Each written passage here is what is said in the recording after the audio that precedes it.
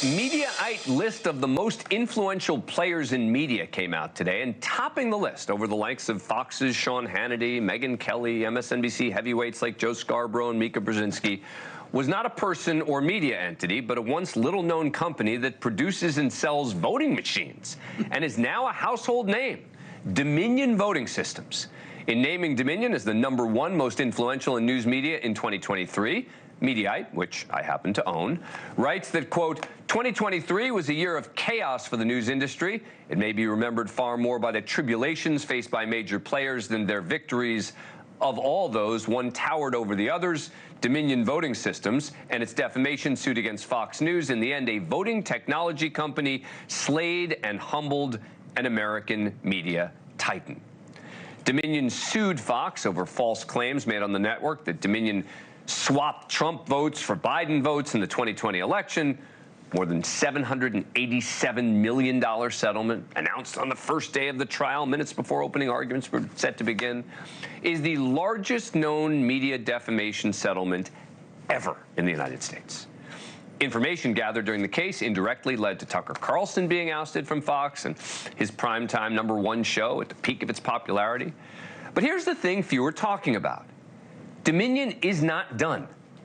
They still have pending lawsuits against several other media organizations, including a right-wing news network that they could literally put out of business.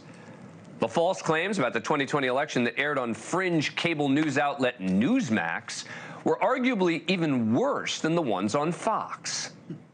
And we know Dominion has a long history of rigging elections. That's what it was created to do to begin with. Dominion is a kind of a shell company.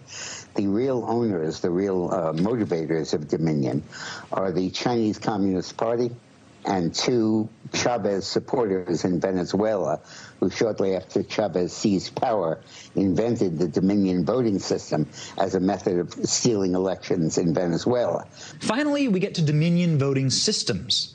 Its software is easily hackable, we know this. Its machines can mark votes. The company employs Trump-hating Antifa members as security engineers, who then go ahead and delete their profiles.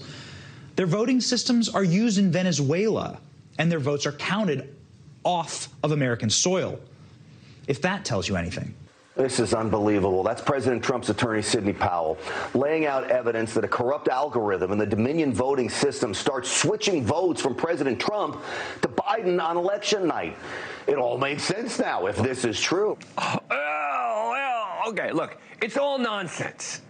And yet, apparently, Newsmax continued to air interviews and press conferences with attorney Sidney Powell with little pushback on her outrageous election fraud claims, even as the Trump team started to distance itself from Powell. But here's the thing. They're also being sued by another company, Smartmatic. They're also a voting tech company. The Dominion suit's scheduled to head to trial late next year, and it's hard to imagine the outcome will be much different, except that unlike Fox with its deep pockets, Newsmax can't afford a huge verdict or settlement. Dominion sued Fox and Newsmax for $1.6 billion in damages, and anything big would put Newsmax out of business. Smartmatic hasn't put a number on the damages, but says it suffered $2 billion in losses as a result of the false election fraud claims against it, so you can do the math. Joining me now, Brian Stelter, former anchor of CNN's Reliable Sources and current special correspondent for Vanity Fair. He's the author of the new book, Network of Lies, the epic saga of Fox News, Donald Trump, and the battle for American democracy.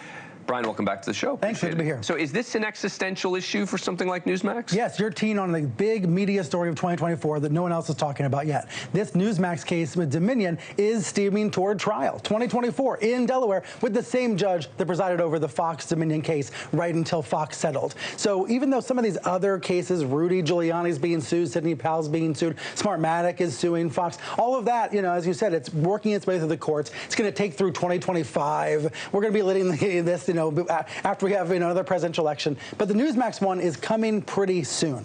Do they want to bankrupt Newsmax? I mean, what's the standard here, do you think, for a settlement? I mean, they're not going to get $787 million. Newsmax doesn't have it. Newsmax doesn't seem to have it. This is a privately held company, a relatively small cable channel with, you know, assets that are really unknown. They apparently get some revenue from cable fees, but this is a channel that would not pony up to host a GOP presidential debate recently. Remember Newsmax's debate? It cost costs money to put on debates. It costs millions of dollars. Newsmax didn't want to pay. So that tells us something about the bank account. Whether Dominion and Smartmatic want to bankrupt Newsmax, I don't know exactly how to answer. I know Dominion wants to have accountability. That's their watchword. We want to hold these players accountable. Thank you for watching. Go to NewsNationNow.com to find NewsNation on your cable provider.